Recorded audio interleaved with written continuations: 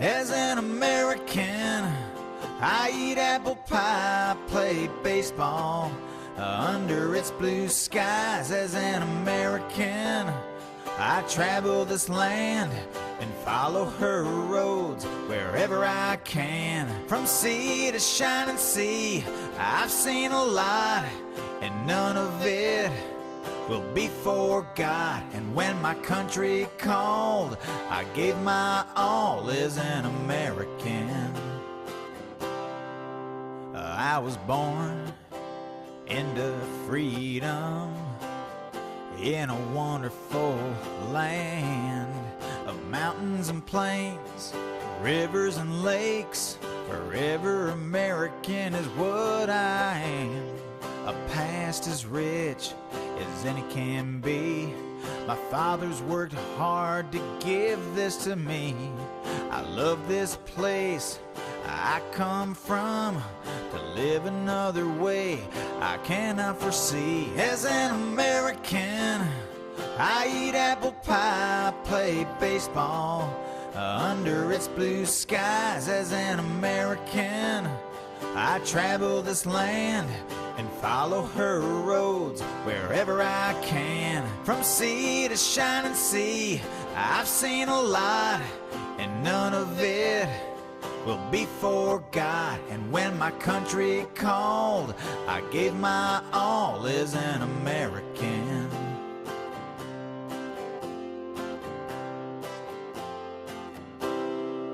As an American, I've been to the peaks of majestic mountains where the air is sweet.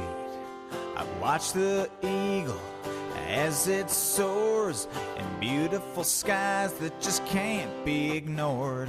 And by this country I'll always stand, for freedom and liberty for every man.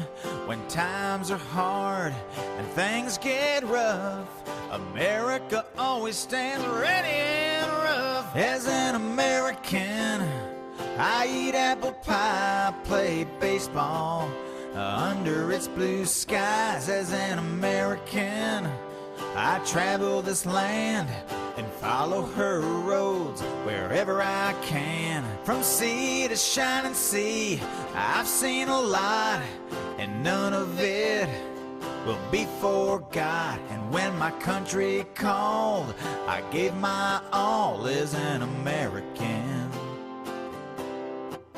And when my country called, I gave my all as an American. Forever American is what I am.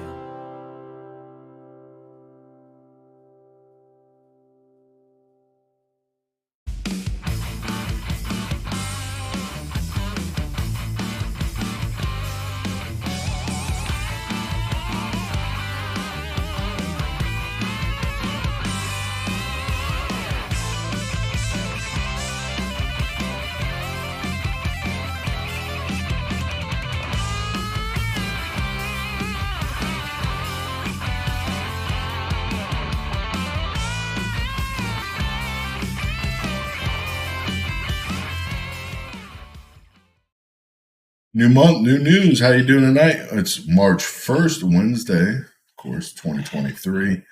How you guys all doing tonight? Happy birthday, Linda. And how you doing, Richard, Debbie, Tia, Nana, Matt, other Debbie, Martin, Karen. How you guys all doing tonight? Paulette. God bless you guys for being here. Hit that like button and hit that share button. Please share it out on your stream or on your page. Let people know what's going on and where we're heading, because America is heading to become the home of broke, hungry, and homeless. Let's all be honest with what's happening today and around the world. Things don't look too good.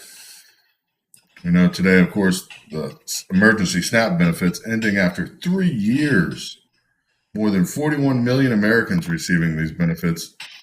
And 3 years they've been going. I mean, we know that people can't afford to eat right now with the increased benefits. Now the increased benefits are ending. This is going to be a drastic change, and we're going to see a lot of people, of course, experience this firsthand. Food banks right now are trying to stock up as much as they can to help as many people as they can, but it's not looking good. It is not looking good out there. Allotments, of course, that were issued in February was the last allotment with the emergency benefits. So a lot of people are returning to their $40 to $50 minimum benefit, whatever they are, classifications. I mean, some states have already stopped the emergency allotments, but I mean, people were receiving $281, the maximum amount possible, even if they weren't qualified for that amount. And they were still having issues. So, food banks, of course, most food banks only allow one box per month for food banks. So, you have to go to multiple food banks a month in order to even get enough food to feed your family. Now, of course, food banks are worried that they're not going to be able to do anything. Of course, analysis on centering on budget and policy priorities found an average recipient will receive $90 less a month than before. $90 less per month than before. Imagine that, just not being able to feed yourself or your family. It's sad. And all this comes on the same back that the labor market is showing, well, the long, robust U.S. labor market that was in recovery from COVID is now showing signs of cooling. Private sector jobs show postings receding more than a government reports on job openings. U.S. demand for U.S. workers shows signs of slowing. Long anticipated development that appeared in the private sector postings while the government reported indicated that the labor market was still running hot. Now everywhere from ZipRecruiter to Recruiting Holdings, two of the largest recruiting companies in the world, so the number of job postings on their site declined more late last year. And the Labor Department, of course, didn't account for those. I don't know where they're getting their jobs from, their job listings, but obviously it's not true. We're seeing a massive amount of layoffs still. Ford, now GM, having to cut production lines for their new electric vehicles because their battery issues and everything else. The work stoppage is a temporary, supposedly. Of course, they're varying on what the problem is, but following random vehicle fires at production facilities in Michigan, Ford had to stop production. And high inventory and unstable demand GM is shutting down one of its pickup plants, preventing overproduction.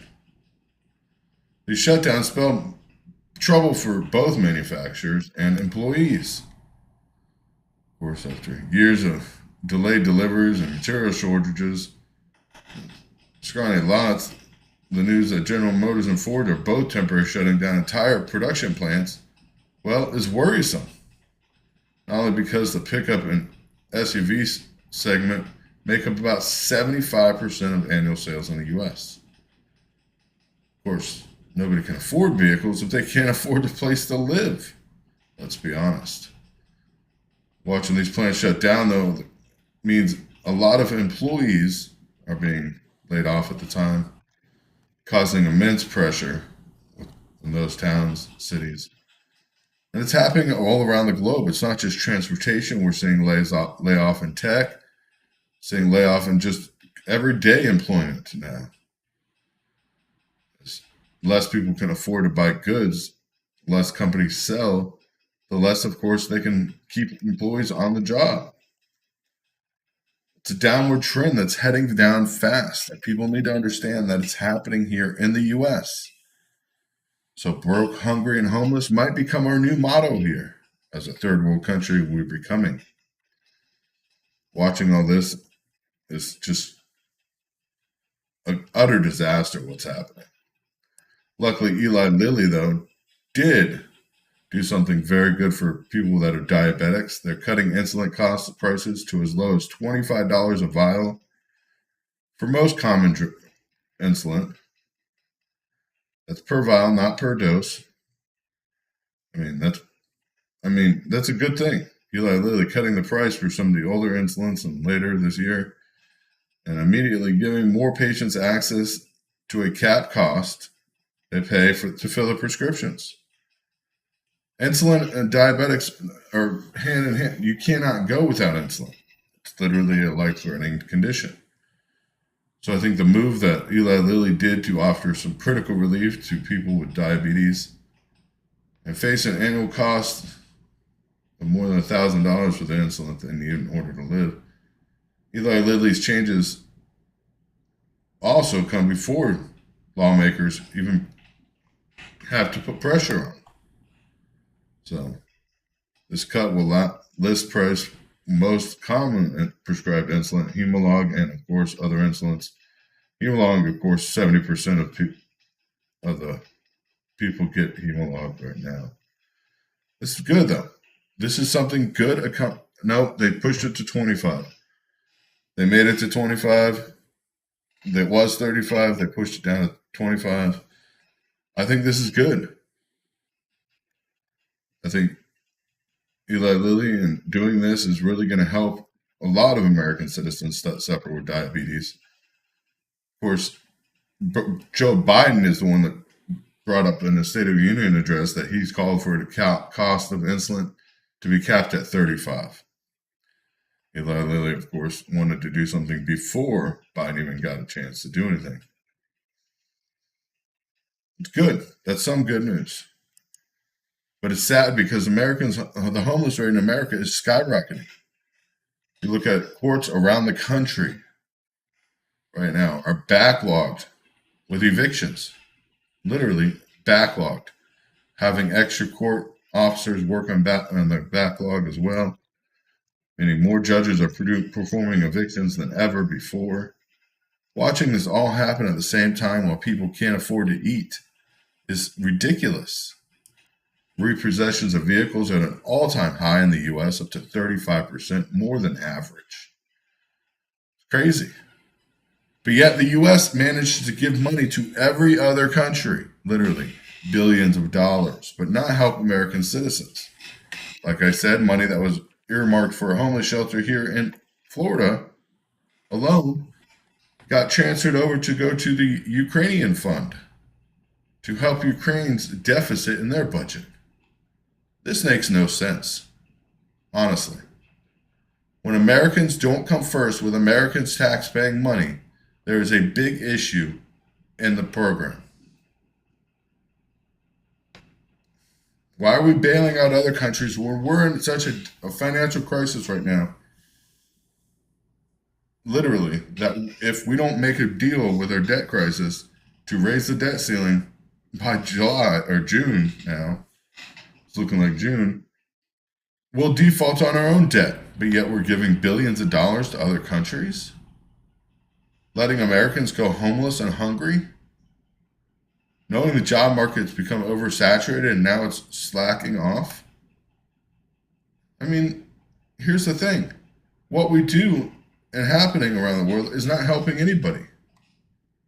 I mean, Taiwan is reporting now today 19 Chinese Air Force planes in its air defense space. China's not caring. Even though China is going to possibly send weapons that will sustain Russia's war effort in Ukraine. Without the weapons, Ukraine has been pulling back forces out of key cities like Bukhma. Today they announced that they were going to pull back, that they might pull back troops, but yet of the key stronghold. But yet, reports I'm getting are they've already been withdrawing troops. I mean, remarks that suggest Russia could capture the city that could become a symbol of Ukrainian resistance, that has become a symbol of Ukrainian resistance, is crazy.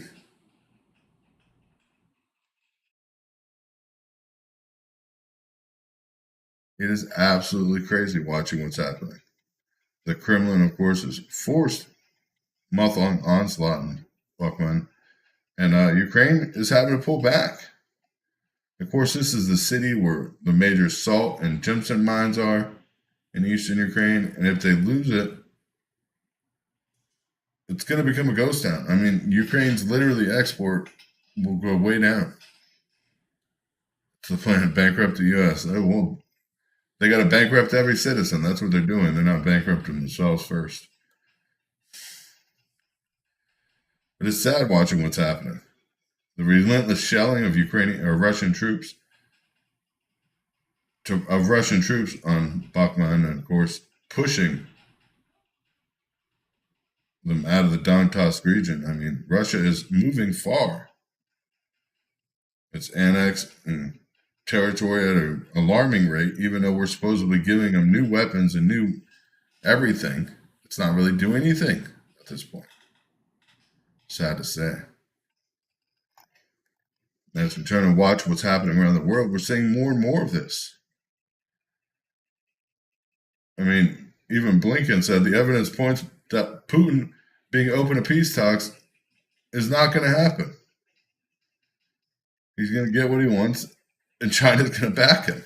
We already know this. It's not a surprise. Trump's supposed to be starting his campaigning soon, starting with opening war speeches. I think the first one's coming in Iowa. So we'll be waiting for that. Of course, be covering that when Trump does start doing his campaigning again. I think it's important to see what's happening in the political realm. But the honest truth is poverty and struggling in America and tough economic times are just the beginning here. We are just starting to see what's happening. I mean, everything we turn around, they want to ban cigarettes, but legalize marijuana. Makes no sense because marijuana has the same health problems as cigarettes. It's both creating carcinogenics in your lungs. They've already disclosed that nicotine is not the problem with cigarettes. It's the carcinogenics in it. So then now they're going to legalize marijuana, which makes you high. It has the same carcinogenics. I mean, this makes no sense. It's literally controlling everything Americans can do. Our government has way too much power at this point, and it's showing.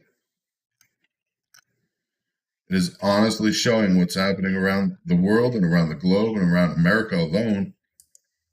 The power that they have is too much. Way too much.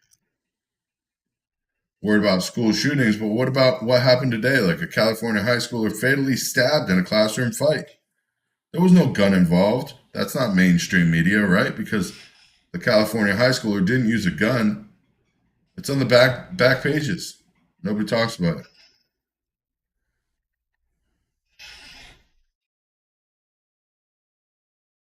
Want to take away guns, but they don't talk about what's actually happening in schools with knives and everything else. Because what are they going to do? Ban knives? Then what are people going to do? They can't cook. They can't cut food with their kitchen. Teachers being beaten up. Yeah, this is ridiculous. Watching what's happening is just crazy.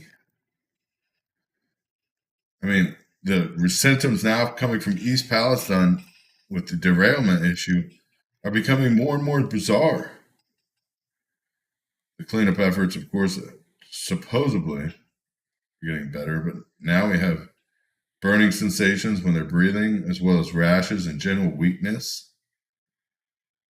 I mean, they don't know where the symptoms are coming from and what chemicals are causing them. Let's face it, if you come down to it, it might be something in the future that comes from about all these chemicals they're just breathing in and we don't know about. It's important that we document everything that's happening with this event because it's an unheard of event. This much chemicals in a small area. Of course, that's going down the watershed, and now they're having water issues of filtration of water in certain places. Certain water filtration plants that pull water from the river are no longer running. Even some private ones that run off of deep aquifers are having issues. Nobody's talking about that. Of course, medical testing is showing that there's no chemicals in these people's systems, but yet they're having multiple symptoms of a chemical exposure. It's crazy. Watching what's happening around the world and hearing this and then knowing that they're just pushing whatever they want upon American people, and people are just buying it. It's crazy.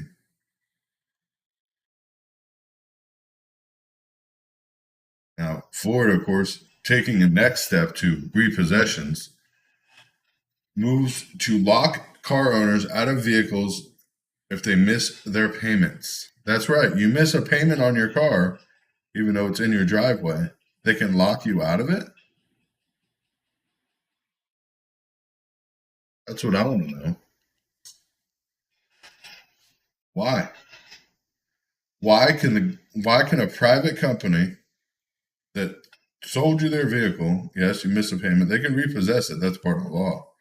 But you miss a payment even by a day, and they can lock you out of your vehicle until your payment's made. That's what Ford's going to move for now. It's just one thing after another, literally coming up. Police are now arresting people for nothing, literally, for people sitting on the sidewalk in broad daylight because they shouldn't be standing, or whatever they call it. They shouldn't be blocking the sidewalk. They're sitting on the side of the sidewalk getting arrested now. As homelessness increases, we'll see more and more of this. And of course, who pays for them to go to jail? Who pays for their stay in jail? How much more does it cost taxpayers? Because it's cheaper to house the homeless in a homeless shelter than it is to pay for them to be in jail. That's where they're getting at loitering or panhandling. But panhandling is technically legal because the Constitution says you have the freedom of speech. You can say anything you want. Asking for money, you cannot be made illegal because you're asking for something. Just like you have the right to ask, somebody has the right to deny it. But it literally costs more to put somebody in jail for a night than it does to put them in a homeless shelter for a night. And that's the problem we're facing. Look at what happened in Chicago. I mean, it got so bad in Chicago that Lori Lightfoot has lost her re-election. Because between policing and bad practices and bad policy, people are tired of it. Well, now America needs to wake up and say, we're tired of it, period.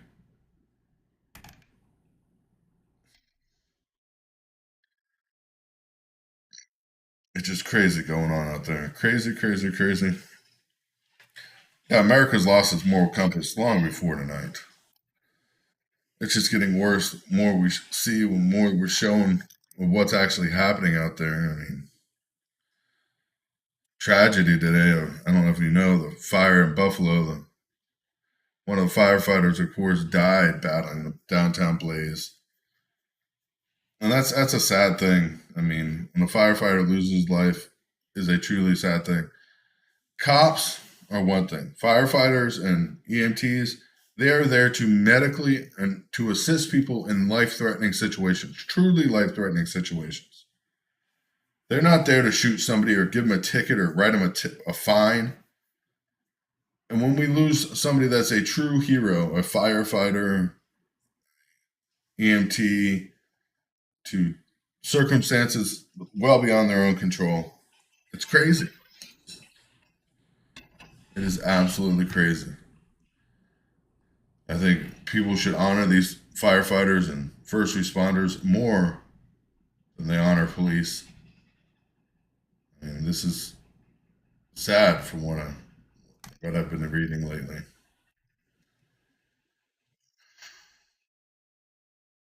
The government, what they moved to do about the Ohio situation, putting a new rail safety bill in place.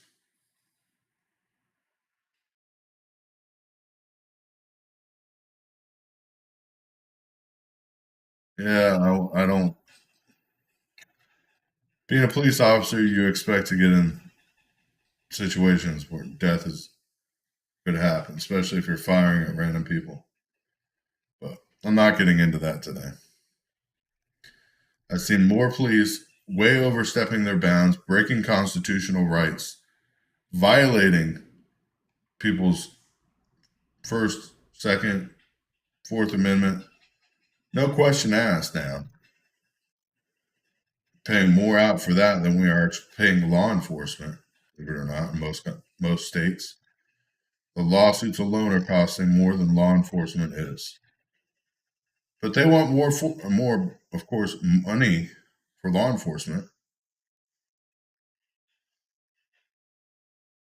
The FBI, of course, is beginning to willing to investigate anything related to Trump. Of course, is falling apart. FBI is trying to get away from that. They no longer want to be even involved with investigating Trump, which is good at this point. It's just one thing after another. One thing after another. I thank you guys for being here tonight. You know, I try to give news and give it quick, give you guys an accurate statement of what's happening around the world. Bless you for being here. Hit that follow button. Make sure you have the bell notifications turned on for all live feeds. Because if you're following and you don't have the notifications turned on for all live feeds, you won't get a notification. If you don't get notifications, you can send me a private message on my Facebook or to Real News Live, and we'll make sure you send a message when we go live. It's one thing we can do. Debbie Martin does send out messages.